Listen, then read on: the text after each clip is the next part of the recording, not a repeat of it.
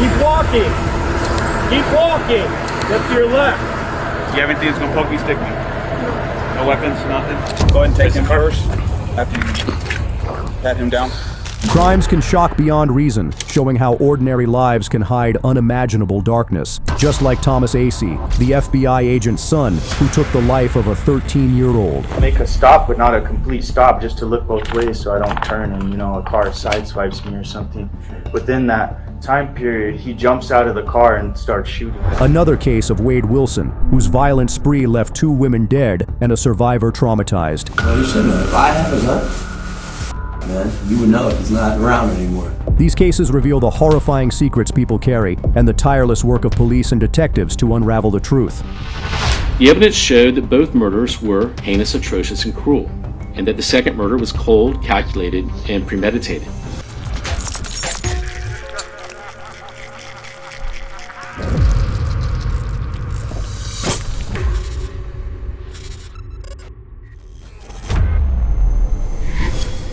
Go ahead and take him first. After you pat him down. And then, Rito, can you sit with her? Rito. Officers rushed to the scene on October 3rd, 2024, as the investigation into a gunfire incident that occurred on August 18th, 2024, involving several teenagers quickly proved more serious than first expected. Attention, Michael Flores, side of 303 Pearl Avenue, Pearl Drive Northeast. This is the Albuquerque Police Department SWAT team. You are under arrest and not free to leave. Exit the front door with your hands up and empty and follow the commands given to you by the officers you come into contact with. If you comply, we can guarantee your safety. If you do not comply, force will be used against you.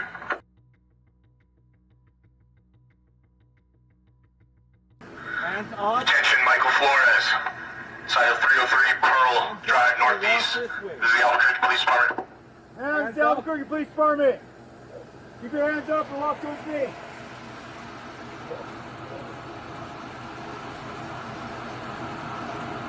Keep your hands up. Walk towards me.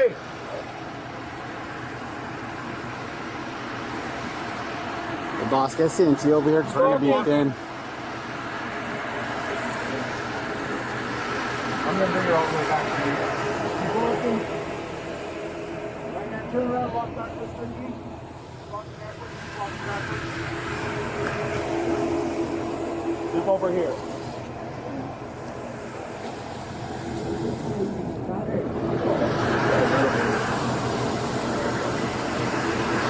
You have your concern?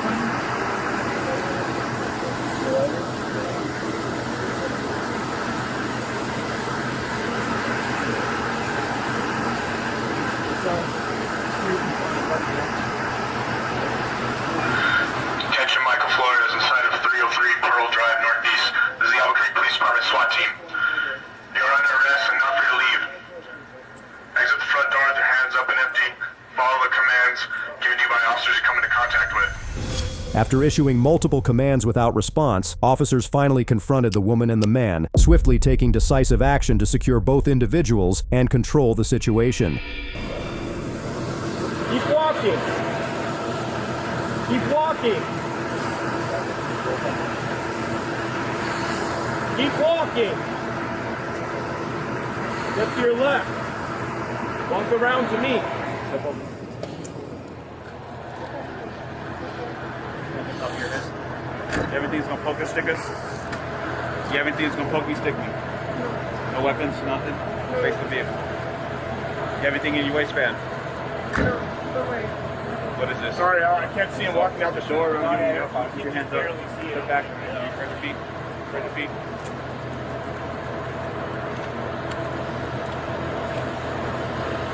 Who else is inside the house? You gonna be placing handcuffs? Hands behind your back. You're gonna be placing handcuffs and escort back into the ambulance, okay? Once you get back there, you're gonna make contact with some detectives, all right?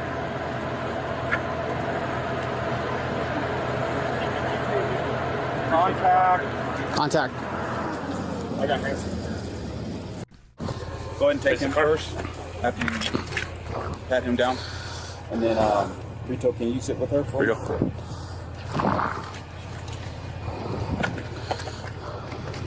And then, can you actually escort her back around here? Anyone else? Put your hand up real quick. Not that I know, no.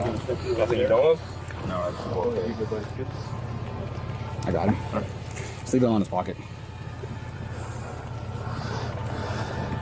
Walk this way.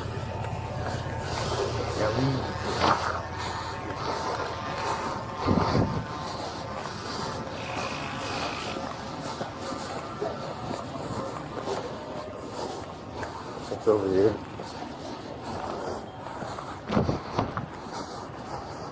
What's up? What's over here? Detectives will be there to talk to you. Anyone else inside? No. What about your dog? No. No dogs?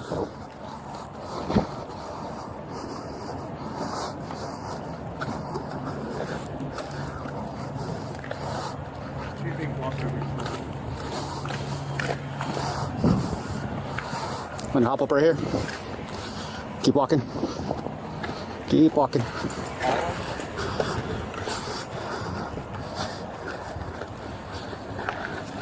So, Michael, Hey. there it goes when I call you, bro. All his stuff's in his pockets, including the... Even after Michael was in custody, officers entered the home to check for anyone else who might be inside, ensuring the scene was secure. How do you want to do the cars? Any other occupants How do you want inside to take the 303 cars? Pearl Drive Northeast. This is the Albuquerque Police Department SWAT team. We have a search warrant for the residence. You need to step out with your hands up.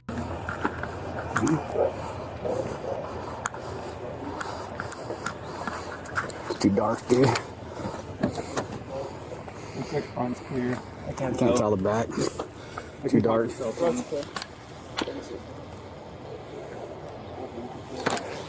One second. It's good. Good. It's good. 1 second.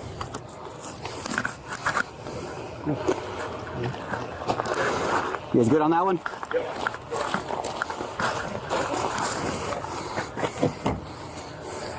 There you go. Front looks clear. Just can't see rear. Take long. I'm gonna take the house. Rumble. 1 second, I'm still working this.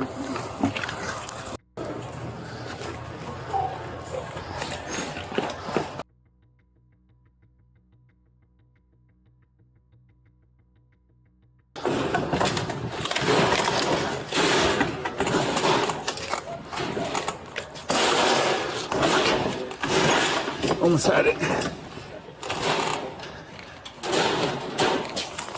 Oh God, it's in there. There we go. Right technique for the job. Locked. Cool.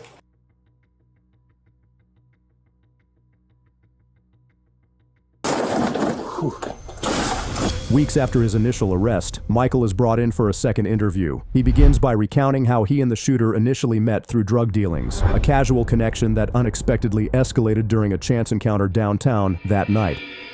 I sold to him and a lot of my friends and friends of their friends. And so he was a friend of a friend who I just happened to be with downtown. And if you...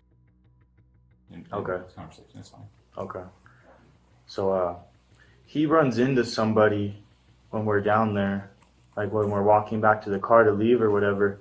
This person, he told me about this person before, but I didn't know it was that person at the time or whatever. He tells me this person shot up his car and robbed him at a party earlier on that year. And so, he tells me that or whatever, and I tell him I don't want nothing a part of none of that. We're going home, you know, whatever. He tells me just loop around. I want to see what car he gets in, or whatever. I loop around. He says he got in this car. He said loop around again and follow that car. And what's it called? I did. I followed it maybe 5 or 10 minutes up the road, like towards UNM. And then, because he wanted me to, to just know where he lived. Because he promised me, he told me, I'm not going to do nothing. I know that, like, I don't want to put you in any situation or anything. I just want to know where this guy lives or whatever. And so I follow that car. And then when he finds out that it's not the guy or whatever, for whatever reason, he's like, that isn't the car. I don't think that's the car or whatever. And I tell him, all right, let's go home. And he gets mad at me at this point, and he points the gun at me at this point, and he tells me, go back downtown. Like, don't stop being a or whatever. Because, like, I already wanted to go home like 2 or 3 times at this point. I didn't want any part of this or whatever. And so I go downtown. He says, that's the car right there. And it was that car. And that car happened to be right there, like a block or two where we seen that. Investigators probe Michael about the earlier conflict involving Thomas and what he perceived at the time. He then recalls the last moments before the incident, the movements, the lanes, and the choices made in an instant, with the intensity of those seconds filling the room. That guy is he's like probably 6'1" or 6'2". He's has an Edgar haircut. That guy that he had a few words with, and keep in mind, like they didn't yell at each other or nothing. I didn't know that this was that guy. They had a few words. I didn't hear what they said, and then we left. And so. Do you know that guy's name? I don't know that guy's name. Okay. That was the only time I ever seen him too. Okay. If you were to show me a picture of him, I'd be able to tell you that's him though. Okay. But where was I? So you said that he pointed a gun at you and told you to go back downtown, and then identified a car that was just a couple blocks from where you guys saw him originally? Yeah. Okay. Yeah. And he said, that's the car right there. That's the car right there. And I follow it for like 2 minutes around there. And I'm like, this, I'm taking us home or whatever. I go from following it and I get into the turning lane to what's it called? To turn to get out of there because I was going to pass him. I was like, that. I don't trust him. I was like, he shoots me. I was like, we're going home. So the car's right here. I'm behind it. I go from there to passing it. I make a stop, but not a complete stop, just to look both ways so I don't turn and, a car sideswipes me or something. Sure. Within that time period, he jumps out of the car and starts shooting within like a second, like a 1 to 2 second, like stop. You know what I mean? Okay. I don't know if you know what I mean by that. Yeah. I didn't stop the car completely. So he jumps out as it's moving a little bit and starts shooting or whatever. And at this point, I'm like, what the f***? I froze.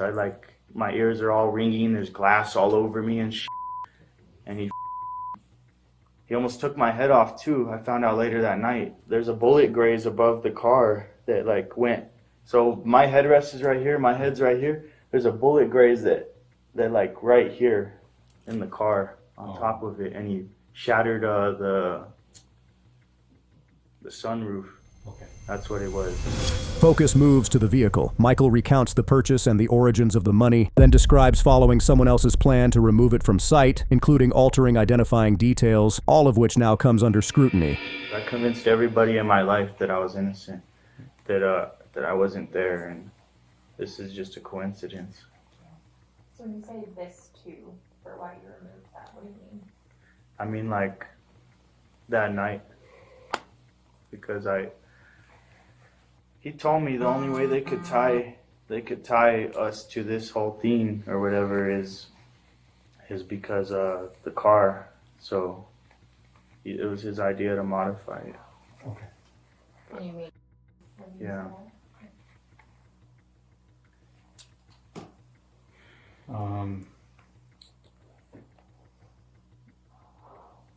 Shortly after this happened, we had put out a Crime Stoppers tip with some pictures of that Lexus. Did you see that Crime Stoppers bulletin? No. Okay.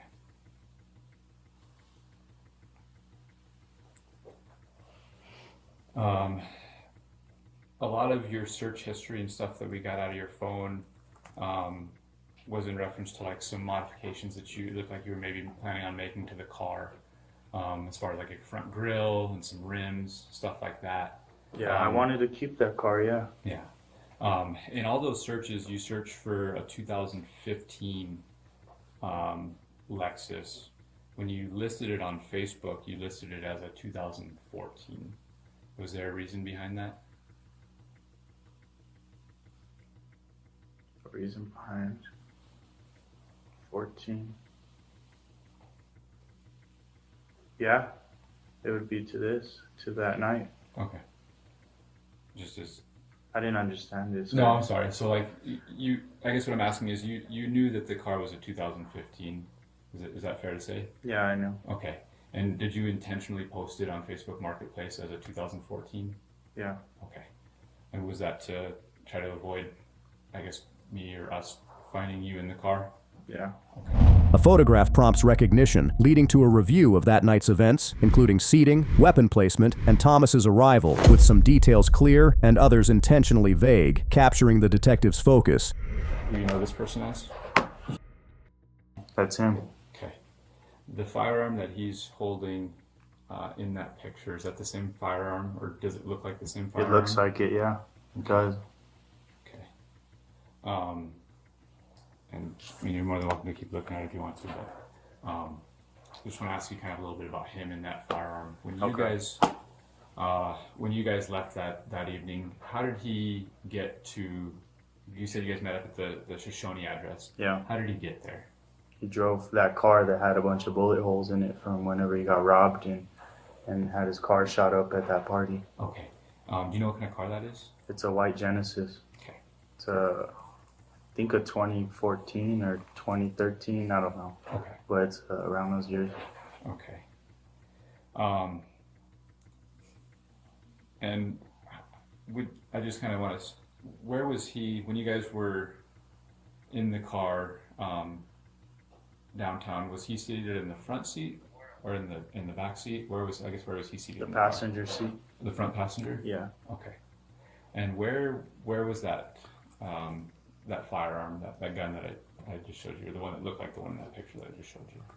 I don't remember that. I believe it was just where his feet were, like in the, what is it called? The passenger seat. Okay, like the floorboard? He would bring his guns everywhere. Okay. So it wasn't, I know like you might think might still be premeditated. He brought his guns everywhere. Okay. Okay.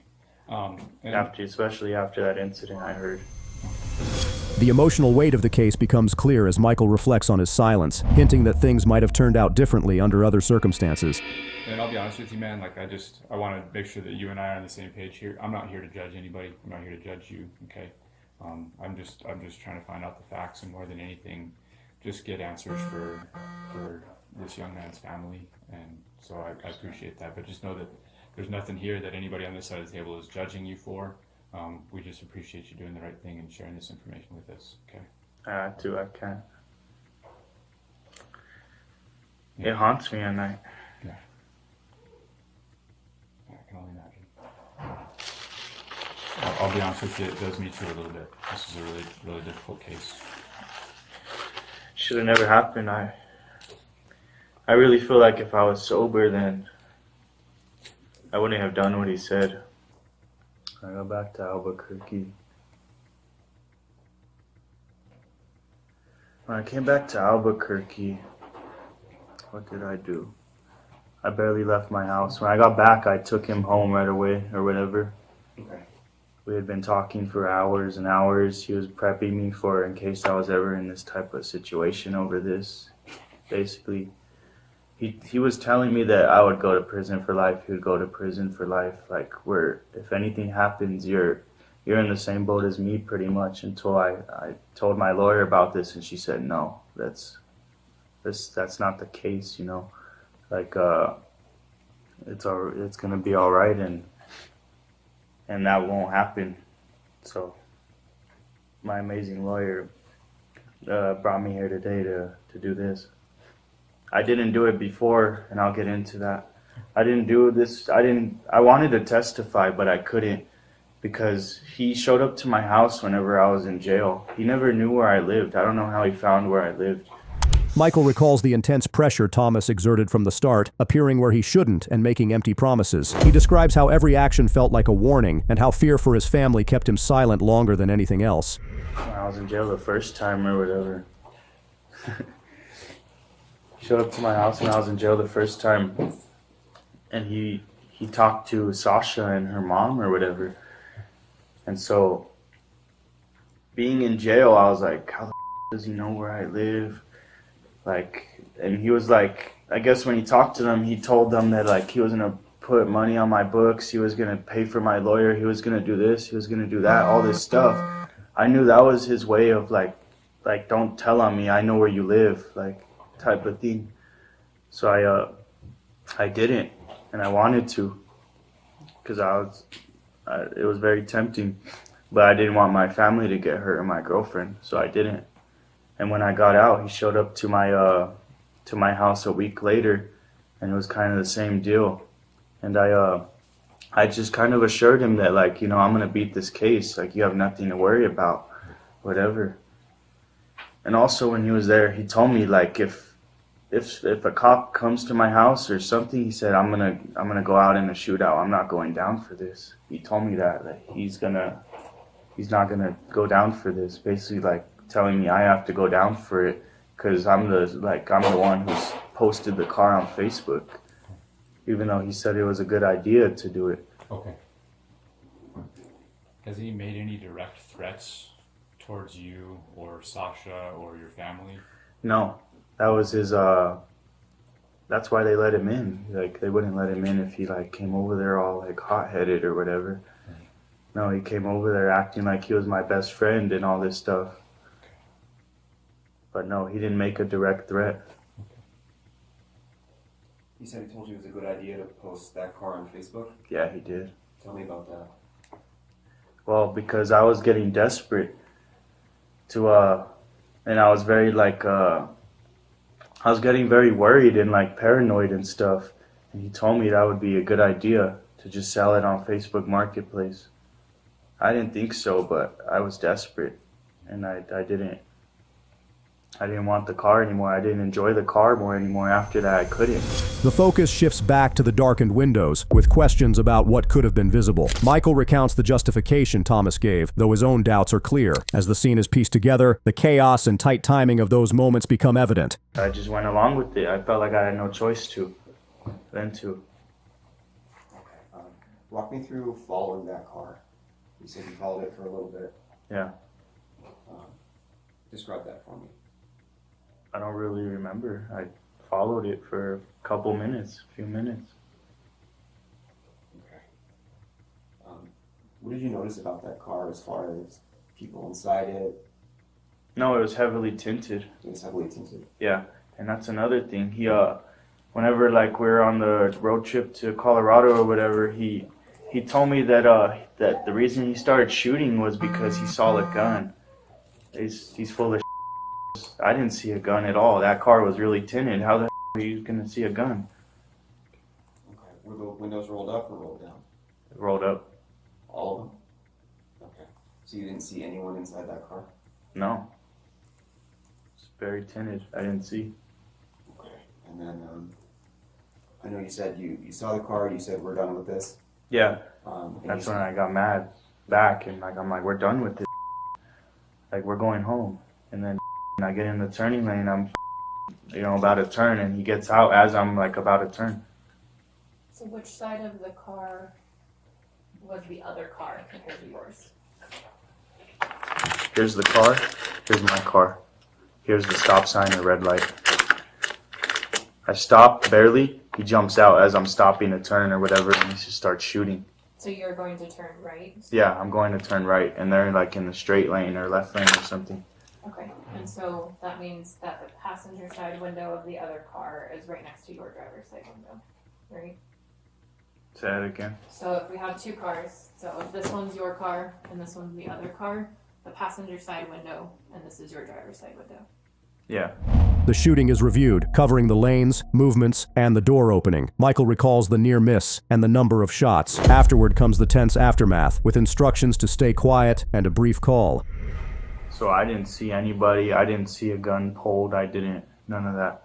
I just seen a tinted car as soon as he started shooting, I panicked.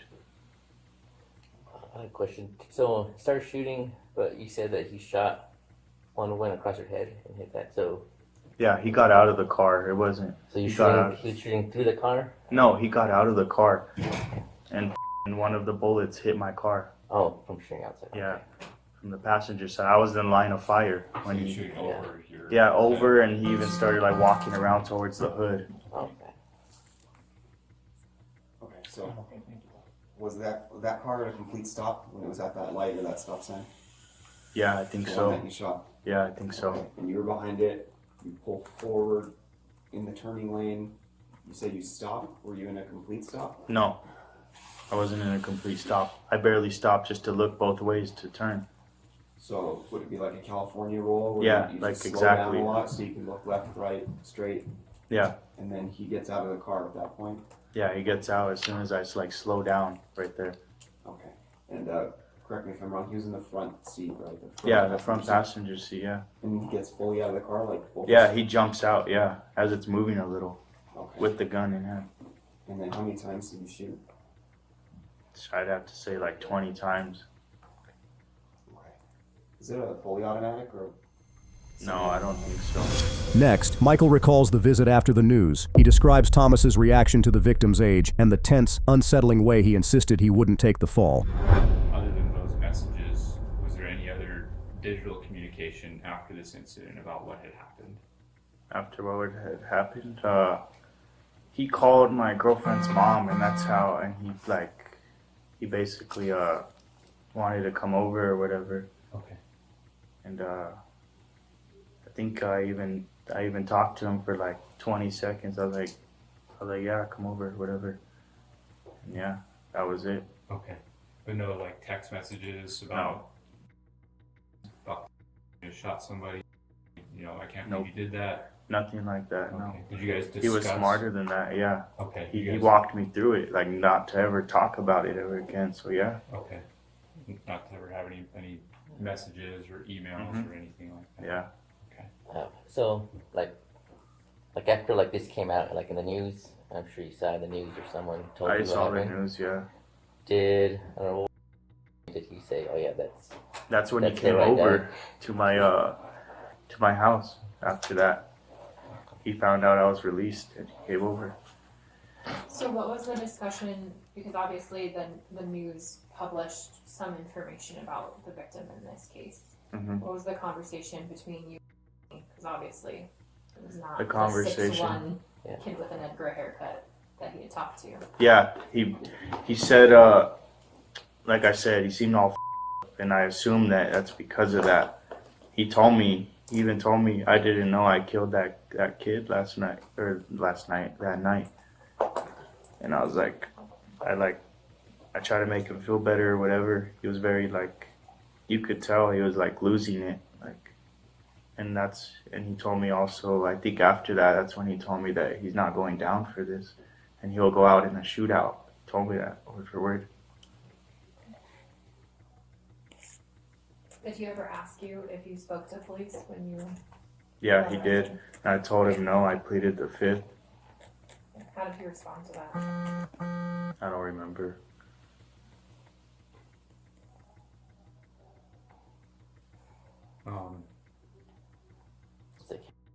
In contact with you anyway since? No, not since he went over there that one time. He stopped trying to, because I told him, I was like, don't come over here.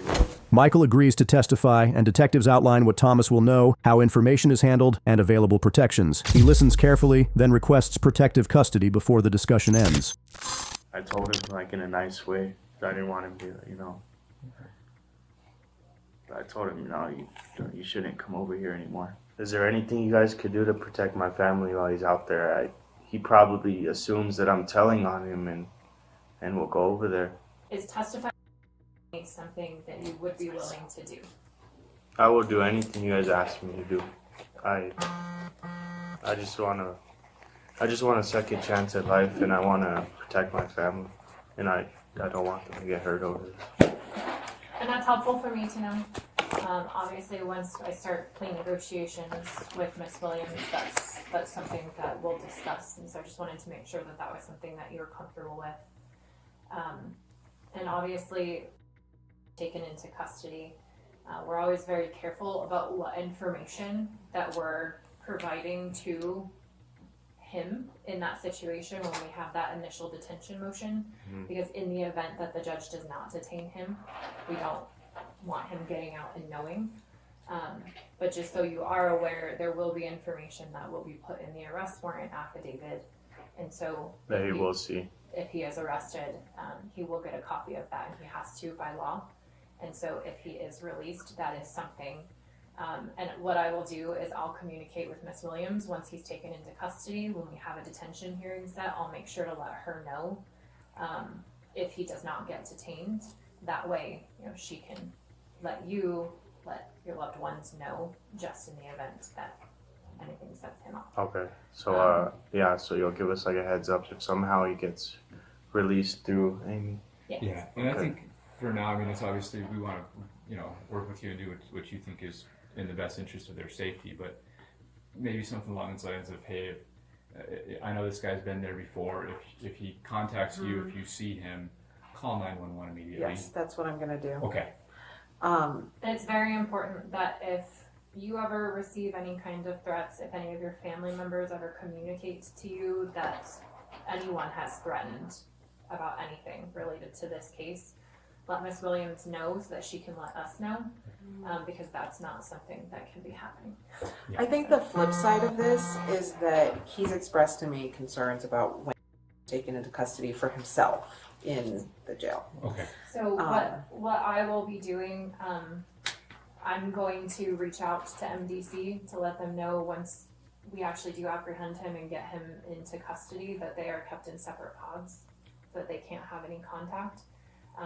But like I said, the information, so to speak, about this interview is not going to be shared with anyone outside the interview, and there will be what's called a seal on the arrest warrant. So that means it's not going to be available to the public. So nobody else will be able to see what you told us today and taken into custody. And so nobody else will know that you've provided any information until that happens. And so I would like to actually have... Thomas Acee was charged with first-degree murder, aggravated battery with a deadly weapon, aggravated assault with a deadly weapon, conspiracy to commit tampering with evidence, shooting from a vehicle, and unlawful possession of a firearm. Thomas was held in jail while he awaited his trial, but he was unresponsive in his Bernalillo County jail cell around 4:27 a.m. on July 23, 2025. Life-saving measures were attempted, but he was pronounced about 20 minutes later, passing away in custody before his case could reach trial. The shocking events in Thomas Acee's case reveal how quickly violence can erupt from seemingly ordinary circumstances, but the horrors don't stop there. Next, we turn to another case where brutality hides behind a normal facade and a killer stalked his victims with chilling precision. Sir, are you waiting for something? What's up, Central? No? Take off out of here. We're doing something. All right?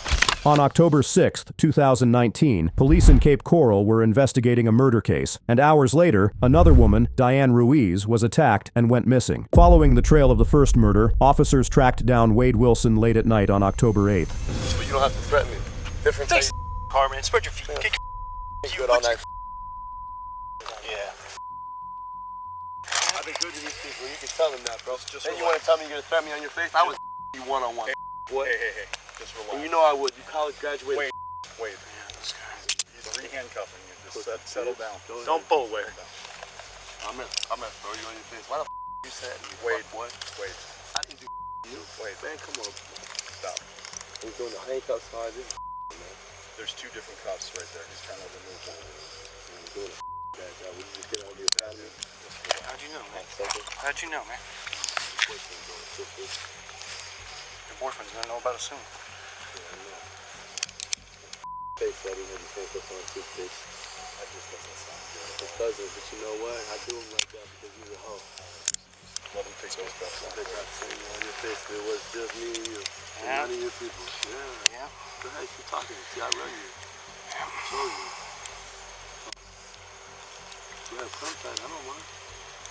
See, when I first do him, put him as tight as you. Yeah, hoe. That's not mad, brother. You're still talking, man. Still talking. Good for you? Blood flows cut off?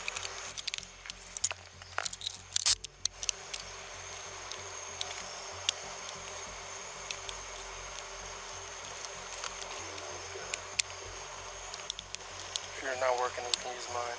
Yeah, you guys got I got you, bro. Got it?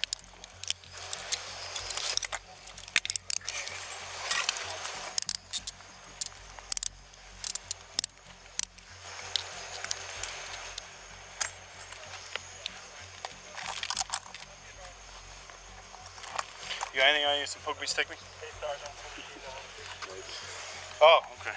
We're doing that game, huh? You know what you are, so. You wanna slam it too? You said you were gonna do it. Do it. Wait. You said you were gonna do it. I would love to see it. I love to see it. I already lost my teeth. You can slam some more.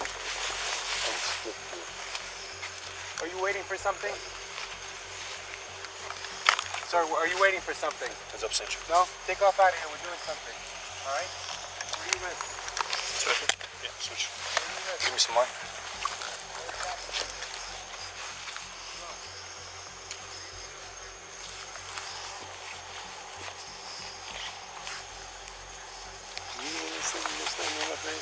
That would never happen one-on-one. You know that, right? With just me and you? Okay. You know that, don't you? Okay. I'm well trained. You know you know that. Why did you have to come like this? Good for you, man. Why didn't you just come? I wish I did, man. I wish I did. All right, we're gonna go the other. I'm gonna take the belt off first. Go ahead, do what you usually do first. Wait, look. Do what you usually do first. Take the belt off. Just relax. You shouldn't have did that. I'm a nice guy, but I'm gonna spam you in your face. How was that? No. Go ahead, girl. If you just listened up. Go ahead. I'll just listen Now up. what I said. What'd you say then? Tell me. I said I'm a nice guy, but don't pull away or I'm gonna in your face. That's exactly what I said. So as long as you don't, I don't know you. After Wade Wilson was arrested, he was placed under close watch by detectives and escorted to the interrogation room. Once he had settled in, a detective began the careful process of questioning him to uncover the full details of the crimes. Do you have any idea why you're here? Nope, just got picked up and brought here. Okay, all right. With these rights You in tell mind. me. All right, so you want to talk about what's going on here tonight? Not necessarily, I'll just see him when I'm here with. You just want to know why you're here? Yeah. Okay. That would be a good start. All right. Whose house were you in? I don't know. Okay. Fuck right now. Okay. How did you get in the house? Just through the back, it was open. Okay. So Walter in. All right. So you didn't have permission to be in that home? Not as far as I know. Okay. I don't know who owns that house. All right. Just a place to be. All right. You know? How is it that you came to be in that home tonight? I don't know. You know, what am I here for? How about you give me something and then I'll give you something? Tell me what I'm here for. Tell me what you're thinking. Am I charged for something? Are you questioning me for something? Well, there was a disturbance between... This would be a good start. You know? Right. There's a disturbance For sure. between you and your girlfriend today, right? This morning. Are you saying right or are you telling me? I'm asking you. gotta you. phrase this in the right way. No? Well, I'm No, asking if you're telling me that's the one I'm here for, then I'm going with what you're telling me. But Okay, I'm not answering these type of questions. I'm just curious why I'm here. Okay, so Fort Right, Myers you tell Police me. Department Okay. says that you had a disturbance with your girlfriend today. And an officer made contact with you outside of Joe's Crab Shack. And that encounter didn't go very well and you left. He's a jerk. Okay. He wasn't very nice. He He need to wasn't. train better. Okay. Maybe people stick around. All right. So there was a little, I don't know exactly what went on between the two of you, but you two met and you left. Yeah. Okay. And you left in a black that did not belong to you. Yeah, he made me leave. He made you leave? He told you to leave? Or? He was gonna tase me. Oh, well, that make me leave. He was just being real triggered. I want It's that not to worth the happen. risk, you know. All right. That's what All right. So Anything else? So that's accurate so far. you're telling me. I'm not saying accurate or not. I don't know why I'm here. Please tell me and then let's talk. So you were. Tell me everything. I'm then trying to let's have a talk. conversation with you. We're doing good. You're doing good. So you left in a black Honda that was registered to a female, right? No, I'm not sure. Okay. You left in a black Honda. I did. Okay. How did you get that Honda? Did it belong to you? Keep going first. There's more I feel, and then we can talk. You're doing all right, but I feel like you should just tell me. I'm listening. Did you It's call like- your dad and tell him you did something tonight? No. No. I haven't even got to call him. I was Hungry. What's happening? You're hungry? Did you? I'm sorry. I haven't eaten yet today. You haven't eaten? Have you? Did you go up to? I'm sorry if I get this wrong. You're gonna get it right. I'm gonna correct you because I know where you're going. Go To the ahead. tow truck company tonight? I don't know the name of it. Tow truck. Oh, you're talking about Mateo? Mateo. Were you there tonight? Okay. Tonight, no. Well, Yesterday. Sometimes. It was yesterday. Because He's now it's on a old, different day. He's an old business associate of mine. Okay. Don't trust him. Okay. You don't have to. Anybody can say anything. Okay. He's slimy. So, but you showed up in that. He's fat. I don't know, I've never met him. Yeah. You showed up in that Honda. Great. Hmm. And at some point, I'm putting pieces together because I've been all over the place today. At some point, Am I being charged with anything? well, Tell me what it is. possibly burglary because you broke into a house. Tell me everything I'm being charged with, then I'll talk to you straightforward. Honestly, I don't know exactly what all your charges are going to be. That's why we're having a conversation. Immediately, Wilson's focus on the charges became clear. He asked multiple times what he was being accused of, testing the limits of the officer's patience and subtly gauging their reactions. That's what we're here to figure out the rest of what's going on. So that car that you were in that was left at, what's the name of that guy, Mateo? Mateo. At Mateo's business. Who did that car belong to? Some chick I had met that she let me use it. Okay, where'd you meet that chick? At the bar. At what bar? Buddha. At the Buddha, okay. When did you meet her at the Buddha? I don't know. I can't remember. A day ago, 2 days ago. They kind of merged together now. Okay, so I had a rough last. Apparently I do coke on that from what you. Well, Since you're my friend and we know we do coke together. Well, I don't know that, but I was told that you had done Don't some believe coke last everything you hear, night. and that's the issue. Don't do that. Don't be like that. Okay, It's never good. deal. That's fair. Fair enough. Fair enough. Okay, cool. I just wanted to make sure that if I'm told somebody. If I do blow, it's my business anyways. Understandable, but you do understand that sometimes when people are on drugs and they come down, they can sometimes have some tendencies and they get a little jittery. Well, then they shouldn't do drugs, should they? They shouldn't, you're That's right. not their thing. But I'm just saying, you understand that, right? Mm-hmm. And that's why I asked those questions. Yeah. Okay? It's more for my safety. Okay? Alright, that's fair enough. All right. Cool. So you met this female. Do you remember her name? Not at all. No.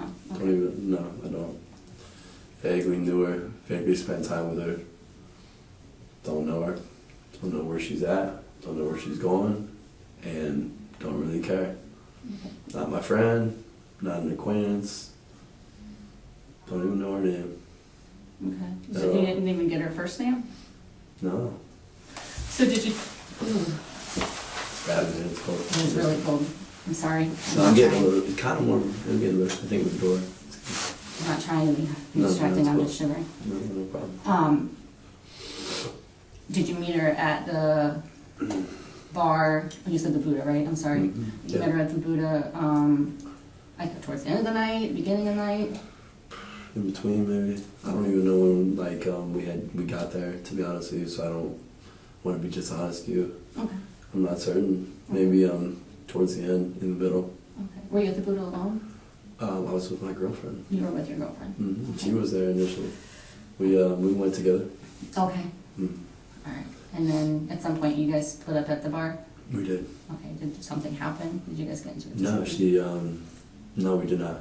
No. She had something else to do. So she left? As far as I know. Okay. Sure. So she... I don't know what she did. Okay. But she wasn't at the bar anymore? I didn't, I left first. You did? I believe, as far as I know. We Okay. separated and then I didn't see, so I think I left first. She might have left first, but again, I don't know if she stayed, left, whatever. Okay. I didn't see her. So, whatever she wanted to do. And how did you leave?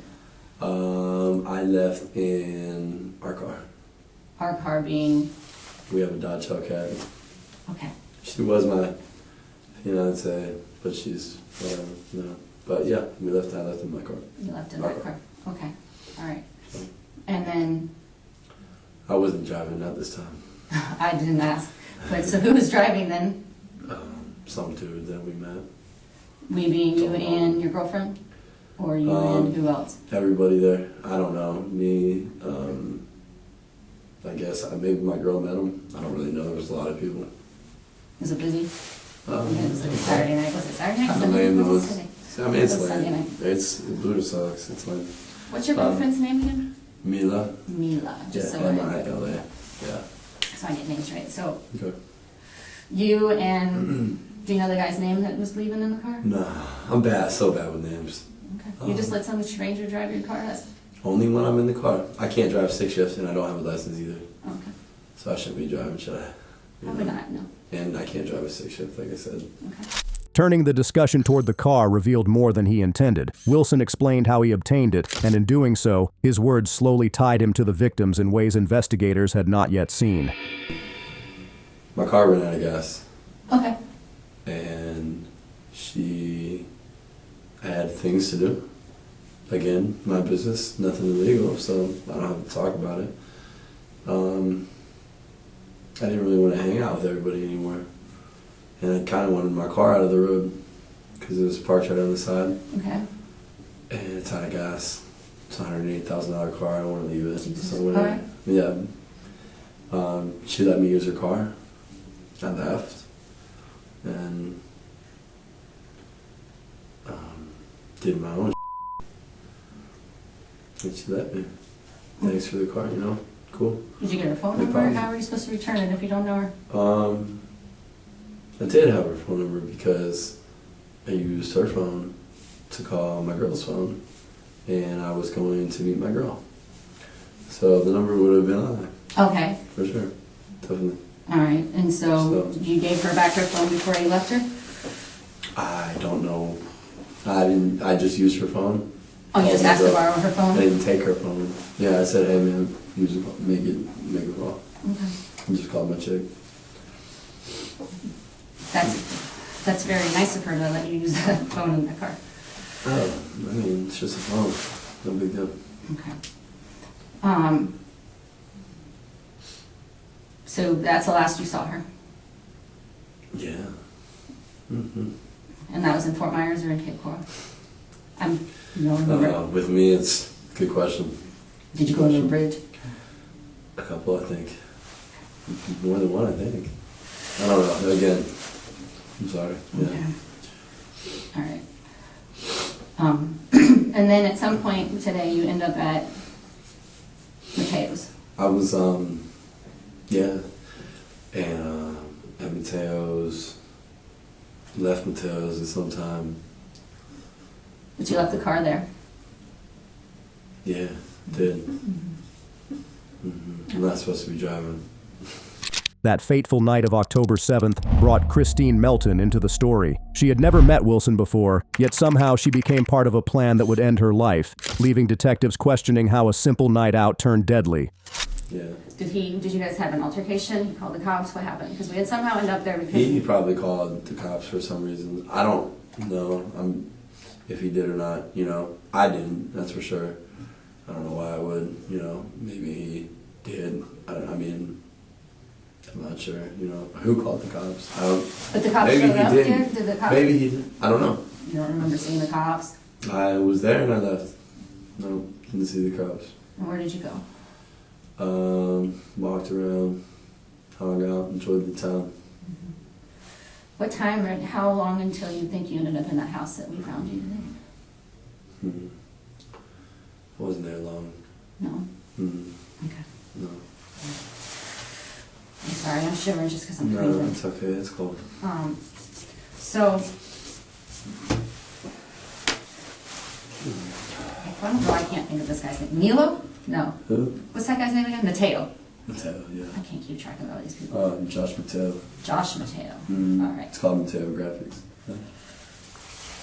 So, Josh called us and said that when you got there, you had a little bit of blood on your hands, and that you said that you killed somebody.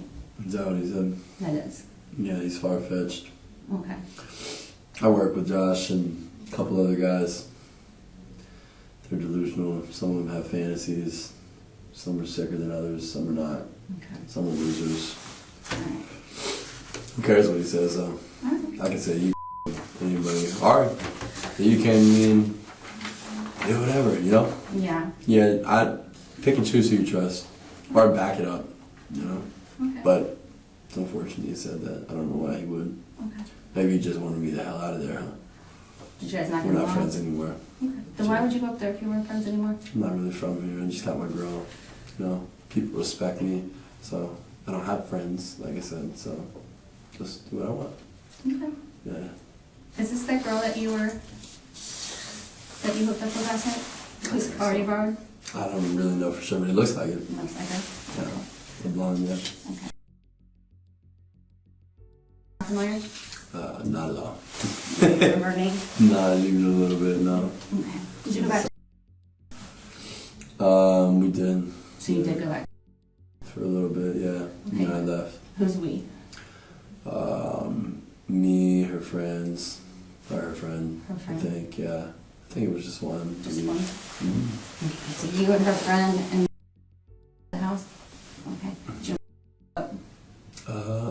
We hooked up before then. So you met her before? No.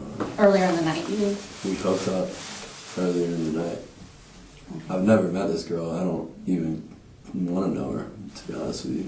But we hooked up earlier in the night at the guy's house that I was telling you about. Okay, so when you say you hooked up, you with her? Yeah, of course. Calmly, Wilson recounted the events as though they were a normal conversation. His tone made it impossible not to notice how detached he was from the reality of what had occurred. You go back to her house? Yes. How'd you get back to her house? We Ubered. You Ubered back to her house? Mm-hmm. Okay. My car was out of gas, remember? Right, you told me that. Yeah. But I just wasn't sure because she had a car. So where was her car? At her house? At the house, yeah. Okay. All right. And that's when she let me take it. I didn't really want to hang around. And then I asked her if I could use it, so I could get like my priorities and as well get my car the hell out of there. I don't have like AAA or anything. Plus my girl was gonna be pissed. Plus my girl would be really pissed. Yeah. So this is like all not good, So she let me do that, and I don't know what time I left at, honestly. Probably early. We stay up late. I always do, I'm a night crawler. Well, you were out of the Buddha all night? Yeah. And then you guys went out after the Buddha? Yeah. And then you went back to her house, so it's probably getting super Probably early into the morning now. Sure, of course. Did you get any sleep at all yet? Yeah, Okay. I'm gonna sleep. I feel good. All right. I'm tired now, but it's late, yeah. All right. So, did you talk to your girl after you left her, because that's when the alleged altercation occurred in Fort Myers Police Department, was called? Okay. Yeah. Mm-hmm. And then after the dickhead cop, as you call him, tried to tase you and you left. He was just triggered. He was jerky. He had those eyes. I didn't like him. Okay. After that, did you call Mila from her phone again? I don't know, dude. Okay. Did you have No, I didn't. I only called her when I was with her with her phone. I don't know when I had called her again. I think I just met with her, dude. We had one in the spa. I mean, you can check her phone, whatever. Mm-hmm. Look it up. I don't want to lie to you. Okay. I went to the spa. Mila wasn't there. Next thing you know, I'm at Joe's Crab Shack. Here's a cop. I know the games Mila plays. I don't care. Is the spa near the Joe's Crab Shack? Yeah, it's right. Yeah. I don't work there, so. It's right across the street. Okay. Mila was just playing games with me, trying to get me arrested and stuff or whatever. So come here and meet me here, do this, do that. And I could tell. So I don't really care. I don't want to play games, That's a girlfriend for you? Yeah, right. I know. And so, but yeah. Sorry, I'm talking too much. I'll listen. Do you want to talk? Yeah. So you don't remember? How are you doing? Huh? How are you doing? Yeah. So you don't remember if you called her after you left the Fort Myers cop? I don't know if I called her. I don't know if she called her again. I don't know if the dude that I met, because he had my girl's number. Okay. I used his phone. I don't know how many times anybody called my chick, or if it was me. Okay. I can't really. That's don't fair. know. Yeah. Is it fair? Did you have a lot to drink at the Buddha? No, I had a beer. Just a beer? One, and I split it with my girl, so half a beer. So you didn't have much to drink? No, half a beer. Okay. That was it. Oh, I had a shot. Whatever. A shot. So you weren't messed up? It's hard to get me messed up. I'm not pretty big, pretty big guy. So no, I wasn't messed up. Wilson's earlier insistence that he wasn't intoxicated made his complete lack of remorse even more chilling, leaving investigators to question just how aware he was of the severity of what he had done.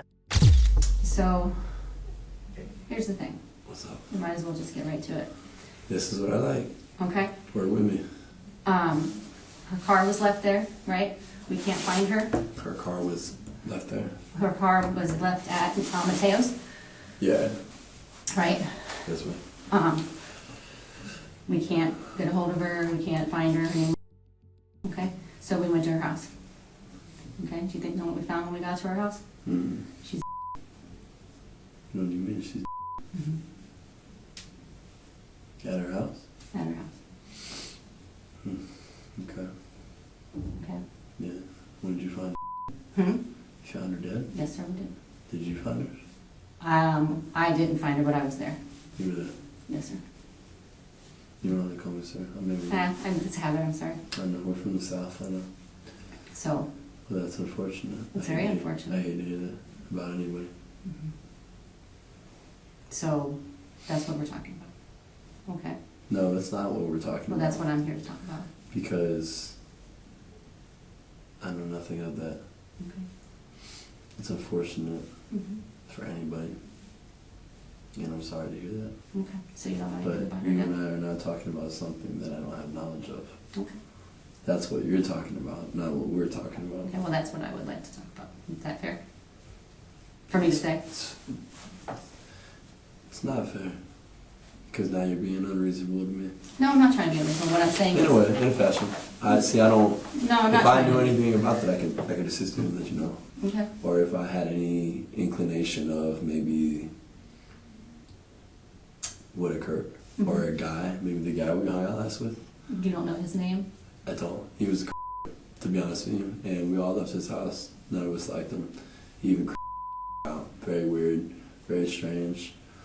I didn't like him at all. Do you remember his name at all? I really don't. That. You know what? You kind of probably need to, huh? It'd be helpful. Yeah. You don't know where he lives. You haven't got in contact with him. He's a weirdo. And now that you tell me that she's Evidence from where they first met began to surface. Christine Melton's phone revealed small but critical details Wilson had deliberately avoided mentioning during questioning. By any chance, did you guys exchange phone numbers at any time? Me, You right? and no, you and this guy. Are you asking, would I have his phone number now? Yeah. My girl would. She would. How would she have his number? From the bar. From the Buddha. From the Buddha. Yeah. Because I don't have a phone. Okay. And so whenever I meet people Mhm. or get a number, I just put it in my girl's phone. We share a phone. Like, we don't really care. Mhm. And I think, I should. and I want to say, like when I was at his house, that I used his phone to call my girl's phone. Oh. I used her phone to call my girl's phone. You know, she called my girl's phone probably later, which was not good. He called my girl's phone. I called my girl's phone off his phone because I don't have a phone, like I said. So it's how I operate. Okay, so she. Holy cow, it's freezing here. Why is it so cold? You guys don't have a thermostat? I don't know, man. Yeah, this is. So she. Is her friend alive? I don't know. You don't know. I haven't talked to her yet. Her friend wasn't there, or whatever. Obviously not, right? No, she wasn't at the house. Was she at the house when you left? Yeah. The friend was? Okay. Do you remember the friend's name? I really. I know, I think I've asked you that, I'm sorry. No, it's okay. Did you see the friend have a car? Was there another Fuck car? No? No. Okay. Hold on. No, I can't remember her friend's name. The dude, I can't even remember. But if you call my, no, I mean, I don't know. My girl might be able to get the name. But I can tell you what, like, if we do go for a ride or whatever, I can definitely show you where the house is. And, But you told me you didn't know if it was in Fort Myers or Cape Coral a little bit ago. well, I'm vaguely remembering now. You know why? You know why I didn't lie to you. The only reason I'm starting to remember as I've been thinking about it while we talk is because where my car broke down at Okay. was his road. Okay. And visually I could see it. And when we left his house and we got in the Uber, she left some in his house. We had to get out of the Uber and find his house again. So I had to actually like physically find it, which took a while. But I found it again. Okay. So I can find it again. I know exactly what it looks like, all the way at the end of the road. Know right where it's at. Did you take the Uber from his house or from your car? I'm sorry, I'm confused. This is what we did. My car was at his house. The car was at this guy's house. Okay. My car was at the house when we got there. That's how we got there. And when we left, because his mom might kick us out or whatever, and I know. yeah, it's bad. And wow. And we left in my car, and we just backed out of the driveway. Excuse me. And started going down the road, and we didn't make it far. My car. We didn't make it to the gas station, so we broke on his road. 10 houses down, 5 houses down, and we called from the Uber from there. And the Uber ad came, and we said, "Can we find this house?" And it took like 20 minutes. The three of us couldn't remember. I didn't know what house it was. I went out to everyone, and I couldn't find it. Finally, I did at the very end of the road. I know right where it's at. Who got the Uber? She did. She got the Uber? Okay. Mm-hmm. All right. Yeah. Okay. Holy cow, it's weird. Yes. So what if I told you that Mila said that you called her after... Mila says a lot of too. She's done this to me many times.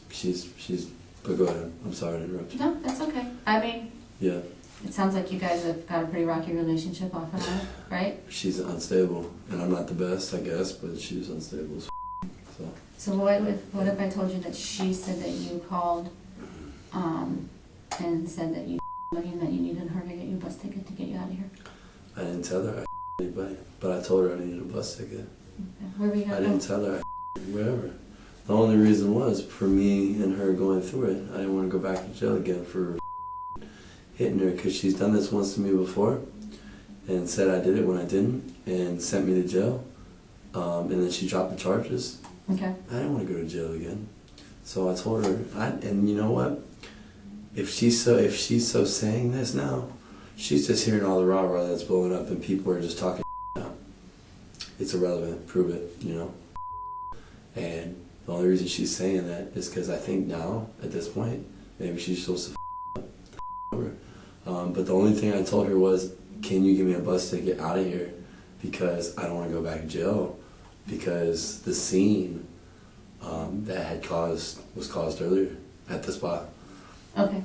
The argument between the two of you? Big scene. Oh, big scene, dude. The situation grew tense when an officer confronted Wilson about the blood on his hands. He met the accusation with calm confidence, unshaken and unapologetic, insisting it wasn't what the officers believed. You see my dilemma, Wade? Who? Do I see your what? My dilemma. No, I don't. Okay. Well, yes, you have a girl. Right. Of course I see your dilemma. Yeah. How could I not? And then I got Mila. I got Josh. Yeah. And I got your father saying that you called told all three of them that you killed somebody tonight. My dad said it? Yeah. I didn't tell my dad that. They all just do this to me, honestly. It's nothing new. It's really not. They've done this to me before. They've all said I beat Mila. Mila went back and told them I didn't beat her. Mm-hmm. And dropped the charges. Right. It's just whatever the dude they want to say about me at any given time. So honestly, I just think that like blowing up or whatever, and they're all getting a little nugget of it, and they like it. Let me tell you something with my dad. Sure. He's like tried to falsely help me before, and then like backed out. What's that mean? I don't understand. I don't know. I don't know either. He's not a good guy. Okay. He's not. You gotta surround yourself with some better people. It's hard, man. It's hard once you've been to places I've been to get those good people back. You take what you can, and sometimes you just deal with it. That's fair. And it sucks, but it is one of those. And then you grow accustomed to it. It just becomes okay. So, but you're right. No, I would agree. But I see your dilemma. Do whatever you gotta do. I'll show you where the guy is. Do your little search, check it out. You'll find out I have no piece of it, so your dilemma will be no dilemma. It should be, you have a dilemma, you'll figure it out, but it won't be involving me. Don't worry about it. Now, my understanding is in that house, I wasn't there, so I don't know yet, but in that house where they found you, that you have some clothes in there with blood on them. In the house where I was at? Yes, the house where they got you out tonight. Yeah. Okay. How did that blood get on your clothes? I'm not sure. Is it your blood? I don't know. Okay. That I'm not sure about. Okay. Did you get into any accidents tonight other than what's on your hands? Is there any place where you're bleeding Listen, from? I'm gonna tell you the truth. Please. You can test the blood or whatever. Mm-hmm. It's not hers. I didn't do anything wrong. Okay. Okay. And probably is blood, you know, because with the whole Mila situation I blew up today, I saw cops everywhere. I jumped a couple fences, cut my hands. When I saw Josh, it was because I jumped over a razor wire fence. Okay. And I slit my hands open, and I was bleeding. So you were doing push-ups? Okay. Yeah, no, these are from push-ups. Oh, okay. A week ago. But I cut my hands on the barbed wire. Okay. And I just was bleeding. Not because I did anything wrong, man. Okay. See what I'm saying? This is... That's why I'm asking you. The piece it together. I was dirty as I mean, I sat outside in the rain under some palm fronds and just saw you guys go back and forth for 8 hours. Then I took a nap right there. Just wanted to get out of here, man. Mila's gonna send me to jail again, I know she is, and then she's gonna come back and say, okay, he's fine, don't do it. Or, okay, he's fine, he didn't do anything wrong. Mm-hmm. Or, okay, he's good now. She'll do that again. And you're gonna go back? Huh? You're gonna go back to her again? No, I'm not. I'm tired of it. Okay. I'm done. Maybe I should surround myself with better people, or maybe just nobody. Wade Wilson's ex-girlfriend, Melissa Montanez, the only woman to survive his violent actions, also spoke with detectives. Her testimony confirmed the events Wilson had described and added new, crucial details that helped investigators piece the case together. So, last night we went to Buddha. What time did you get to Buddha? Roughly 11-ish, and I think we left around 2-ish. I'm not really sure about these times. Oh. So you went to Buddha last night? Mm-hmm. And then he wanted to go to, like, this house, like a house, and... when? Like closing time-ish, like 2-ish. Mm-hmm. I think the lights were on. I can't really remember. I was kind of drinking a little bit. And so, and I didn't want to go. Like, I didn't feel safe, I didn't feel comfortable. So, he can't even, I drive a Hellcat, it's like a heavy stick shift, and he can't drive a stick shift. So somehow he got somebody to drive my car, and my girlfriend Amy saw me like walking around the parking lot like aimlessly. She's like, I was like, I got left by my boyfriend, so she let me in her car, and then I slept on the couch in her house. He was blowing up my phone all night long. I didn't know because I was sleeping. And then in the morning... This was last night? Mm-hmm. And in the morning I answer, and I could tell he's on because he's calling me everything. You lying whore. Like, you know, all these things. I can already tell something's up. He doesn't usually treat me this way. And so I said, meet me at the spa. And then so I told Amy, because he's hit me before, I said, please don't leave me. I don't think he'll hit me in front of you. Let me get my keys to the Hellcat. Because he drove off. He told me he was in a different car. The Hellcat ran out of gas somewhere. So I said, okay, let me come get the keys. And then I told Amy, let me get the keys and you drive me to my Hellcat as soon as we figure out where it is. And then he instantly, I tried to be sweet to him. I walked up to the window. She parked behind him. And I tried to At the spa? In the spa parking lot. And then I could tell he was getting like agitated. And he just said, get in the car. And so I just got scared and said no. And as soon as he noticed that I wasn't going to get in the car, he grabbed me and forced me up against the window and then holding me. And I started screaming for Amy. And Amy tells me later she was afraid she started getting hit yet, so she didn't interfere at all. So as soon as he grabs me, I start to kind of get away, and my clothes start coming off. So like I'm pretty much like all visible. And then he starts noticing that he's losing grip, I think, like the threads or whatever. Mm-hmm. So then he opens the car door, forgets to put the car in park. This is the Hellcat?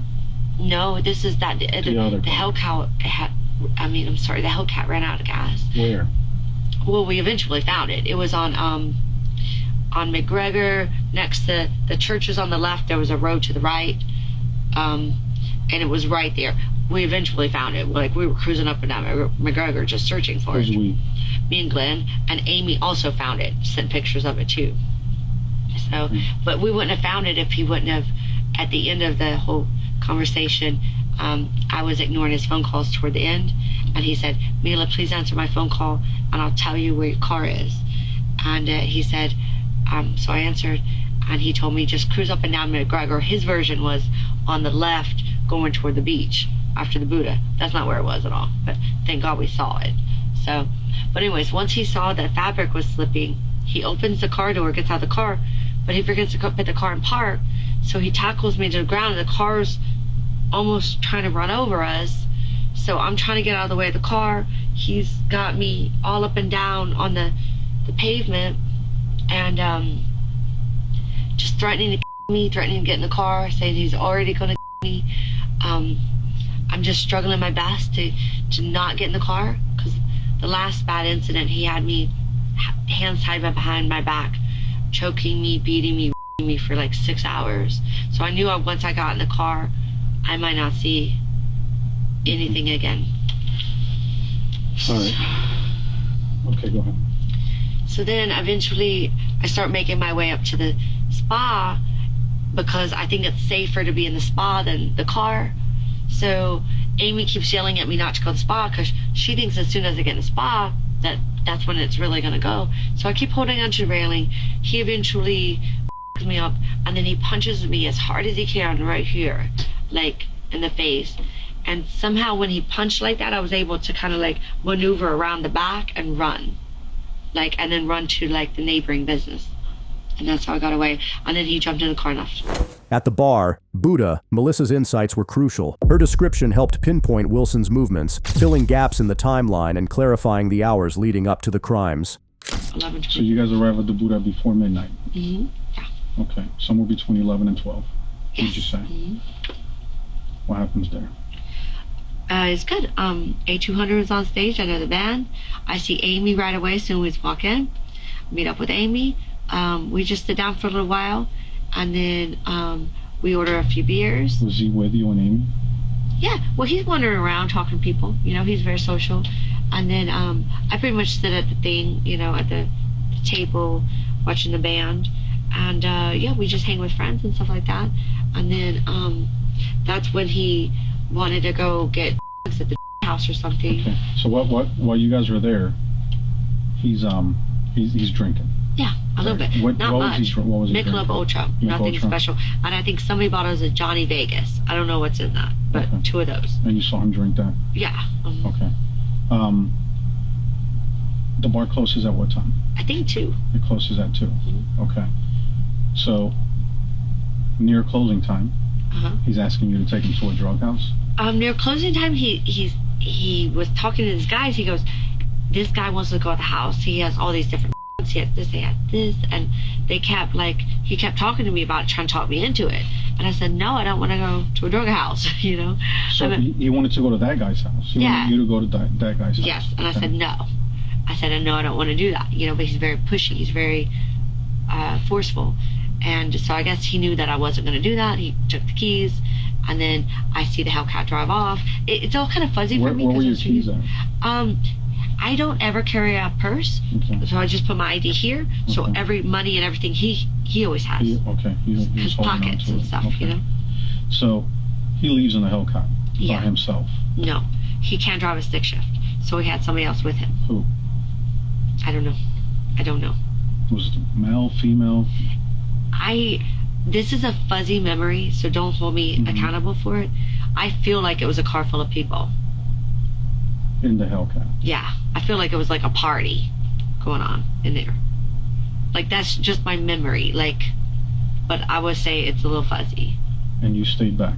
Yeah, I stayed back, and Amy saw me wandering around, and she put me in her car, and I went to sleep on her couch. You went to sleep? Where does Amy live? It's called Golf Drive, but I don't know the numbers. You don't know where? It's Fort Myers. Well, that's the name of the street, though. Golf Drive. It's in Fort Myers.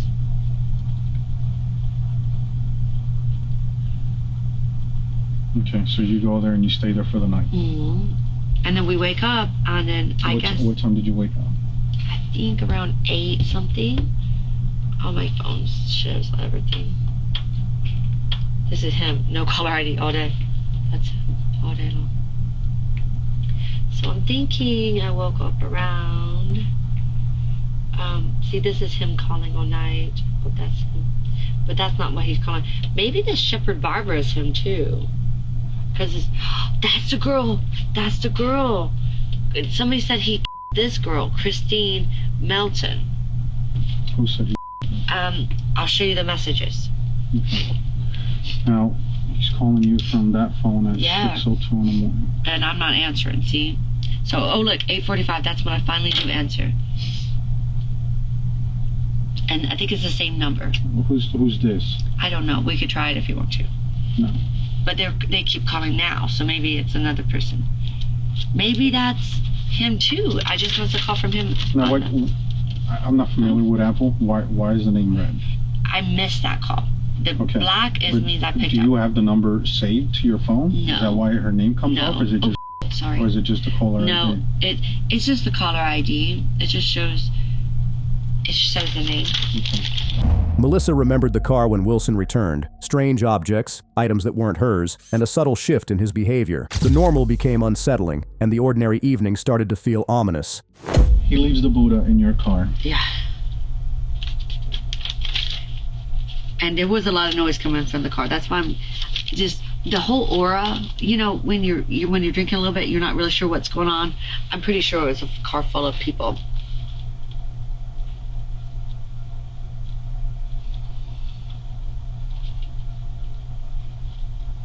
And then when I picked up my car this morning, there was shoes that are not mine, that are females in the car. When what? I'm sorry? When I finally found my car, there are 2 women's shoes in my car that are not mine. When you found your car, there were women's shoes in there that were not yours? Yes. Okay. So I don't know who left without their shoes. Give me just a couple minutes. Okay. Let me just open the car. Thank you.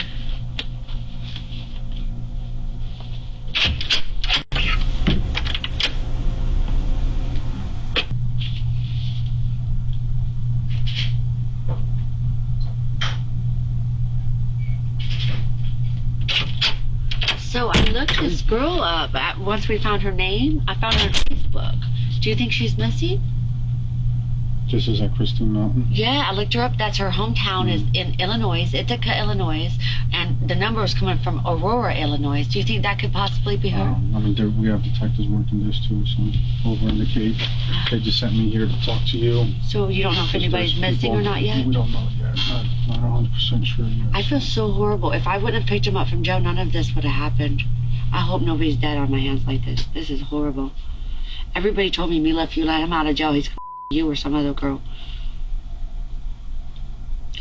On the morning of October 7th, 2019, a different car appeared. Melissa noticed immediately that something had changed. The vehicle and Wilson's movements suggested actions she had not yet understood, hinting that the night's events had consequences far beyond her imagination. He pulls in a black car. I'm wondering whose car it is. Amy pulls in. Did you ever ask him whose car it was? No, because I was trying to calm him down, and that would have angered him. I was trying to be like, it's okay, well, let's go to the spa, let's get some sleep. You know, he's like, get in the car. Like, very forceful, get in the car. Like, no matter what I said, it was just on repeat, get in the car. And he got more and more angry, and he was sweating, like sweating kind of thing. So and his eyes were doing that crazy thing. So this was around 8:45, 9/11. That was Canberra. No, it's just okay. Did you see anything like what inside the car? Anything on his hands? Did he look hurt? Amy on the other hand said it looked like he had battle when he came out to attack me. She said he already was messed up. Messed up how? Battle wounds, like marks across his back and stuff. He didn't have a shirt on? No, he was shirtless. I don't remember. What was he wearing? I was trying to think that too. I don't remember if I could just guess, I think it I was. don't want you to give Okay. it to me unless I don't you know for sure what he was wearing. Wilson spoke about someone named Tommy repeatedly, describing violent intentions. Melissa thought it was an exaggeration at the time. Only later did the severity become clear. It was proof that he stole the car. Like he said, I've got the car, you're never getting it back. Don't worry about the car anymore. Meet me somewhere. And he What car? The Hellcat. The Hellcat. And then he also was telling me about he'd go back and forth. I love you so much. Come help me. To I'm gonna you slowly. I'm gonna like back and forth from crazy. That's her again. It went just back and forth, back and forth. It's just a question mark. And then that's the last time I talked to her, because after that we found my car. Now I have no reason to talk to him because I was just trying to get information. So. Did he ever say anything about hurting anyone? Yeah. What do you think? Over the course that I was trying to get information about my car, he would say, Mila, meet with me. I've got to tell you something. Mila's my nickname. I don't know if I'm making any sense. I gotta tell you something. I gotta tell you in person. Just let me meet up and tell you. I want to kiss your forehead. I just want to give you a hug. And I kept saying, I'm too afraid of you. And he would keep coming up with different scenarios to where I wouldn't be afraid of him. I'll lay down on the ground. I'll strip back. I just want to tell you something in your face. Like it kept becoming an ongoing thing. And then eventually, over the blue sushi, Amy was sitting right there. And he in code said, remember what I wanted to do to Tommy? And then I said, no. And then he kept going, remember what I wanted to do to Tommy? Like, trying to put down. And then I remembered. I was like, oh, yeah, he wanted to. So I go, okay, yeah. He goes, I did that last night. And I'm running. And I need help.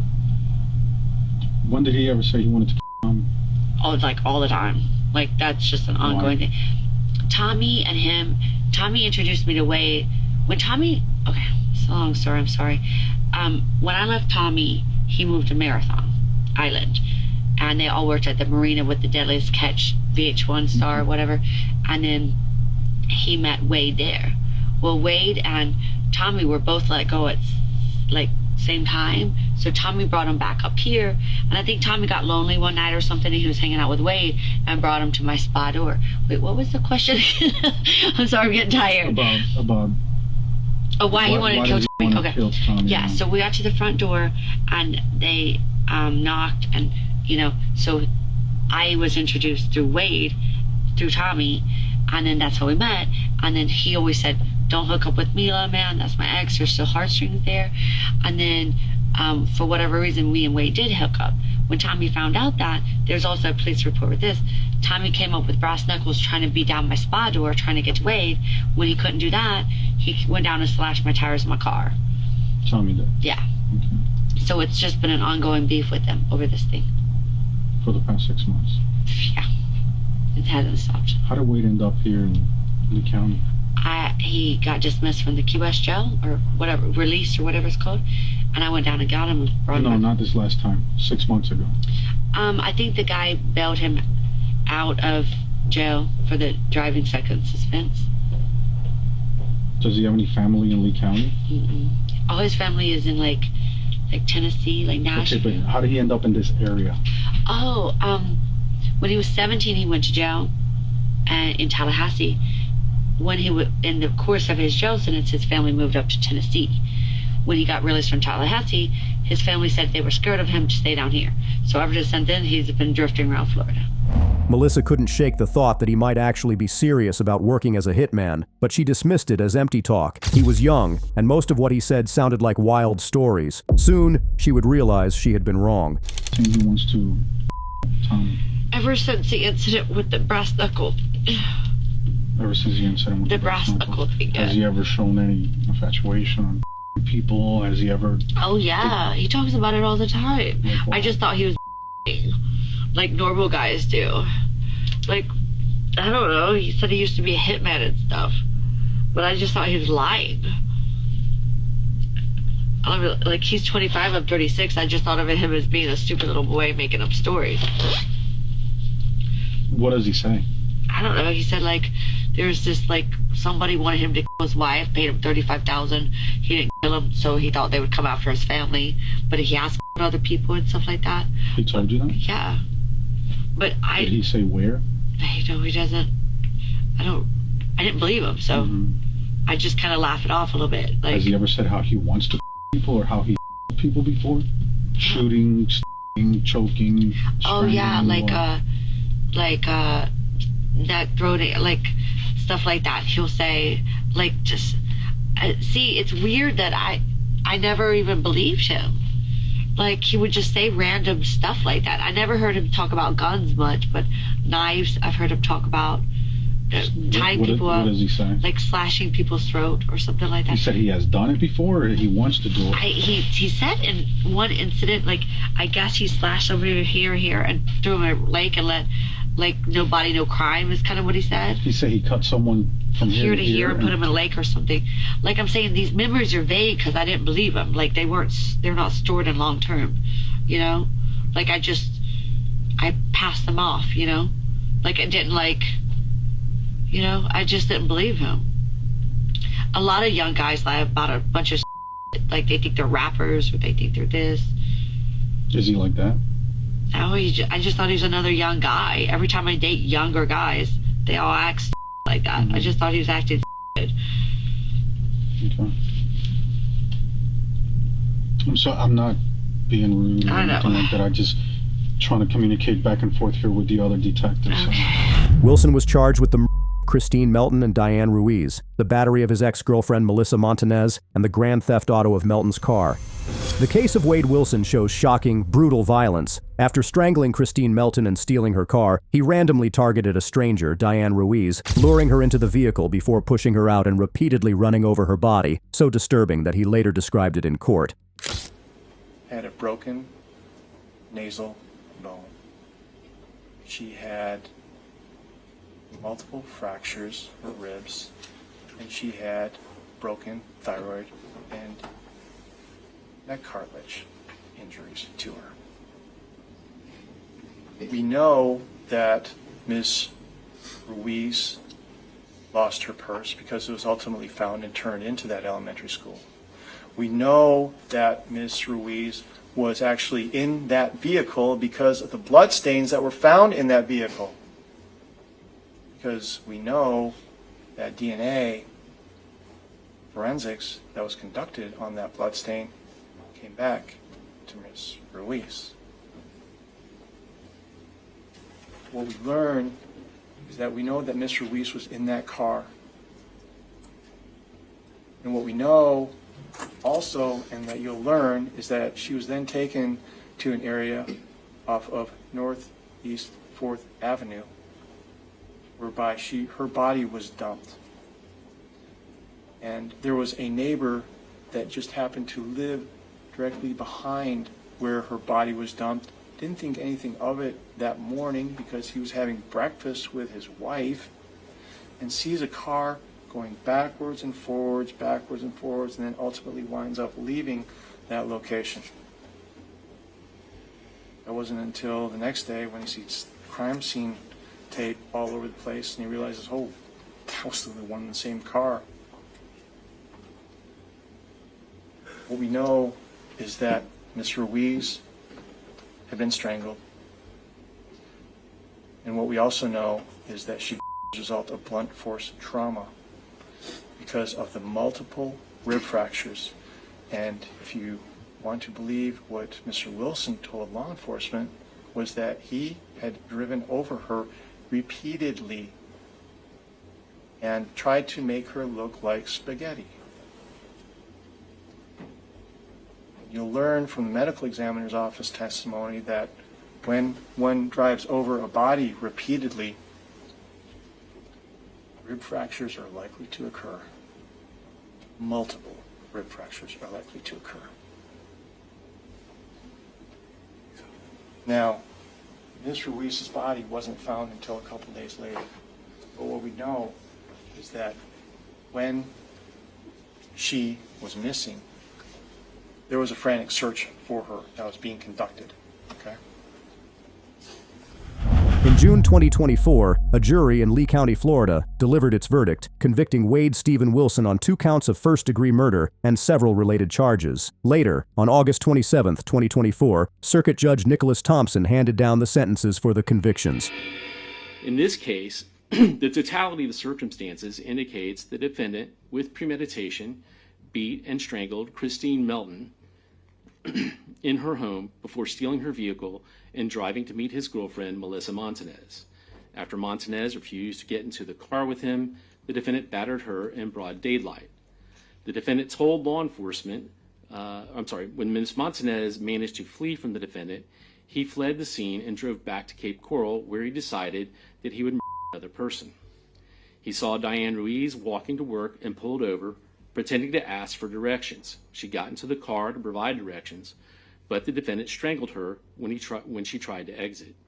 He then drove to an empty lot, strangling her into unconsciousness at least one additional time on the way there.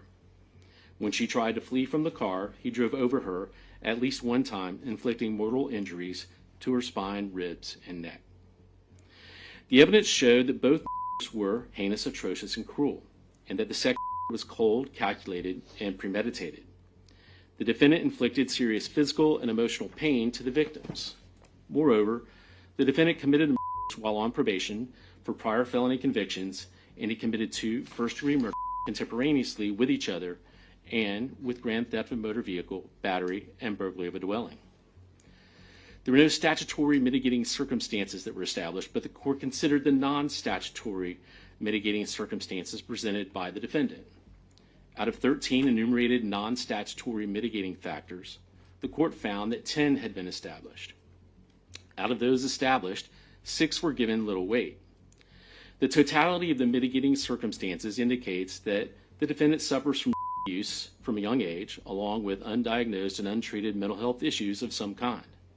He felt abandoned by his biological parents, but had a devoted adoptive family who raised him in a supportive and loving environment. Defendant did not resist law enforcement when arrested and confessed fully to both. The court has further considered giving great weight to the advisory verdict of the jury, who recommended that the penalty be imposed by a vote of 9-3 on count 1 for the murder of Christine Melton and a vote of 10-2 on count 4 for the murder of Diane Ruiz. The court recognizes that there is no mathematical formula for considering the aggravating and mitigating factors. It is not enough to weigh the number of aggravators against the number of mitigators. The court carefully considered the nature and quality of each aggravator and mitigator. Having reviewed all of the aggravating factors proven beyond a reasonable doubt and all of the mitigating circumstances reasonably established by the evidence, the court finds that the aggravating factors greatly outweigh mitigating circumstances. Given the facts of the case, nothing in defendant's background or mental state would suggest that a death sentence is inappropriate. This court's review of other reported capital cases has led the court to conclude that the death penalty is not disproportionate in this case. Under the totality of the circumstances and evidence, the court finds no basis to override the jury's verdict. The totality of the circumstances warrants that the defendant, Wade Stephen Wilson, be sentenced to death for each count of first-degree murder. Accordingly, it is ordered and adjudged that the defendant, Wade Stephen Wilson, be sentenced as follows. Count 1, first-degree murder, Christine Melton. The defendant is hereby sentenced to death. Count 2, grand theft of a motor vehicle. The defendant is sentenced to 5 years imprisonment in the Florida Department of Corrections. Count 3, battery. The defendant is hereby sentenced to 364 days in the Lee County Jail. Count 4, first-degree murder of Diane Ruiz. The defendant is hereby sentenced. Today, Wade Wilson remains on death row, and his attorney has filed an appeal, aiming to bring the case before the U.S. Supreme Court for review. Thanks for watching. If you found these cases intense and eye-opening, don't forget to like, comment, and share. Make sure to subscribe so you don't miss our next video. Stay aware, stay safe, and catch us in the next video.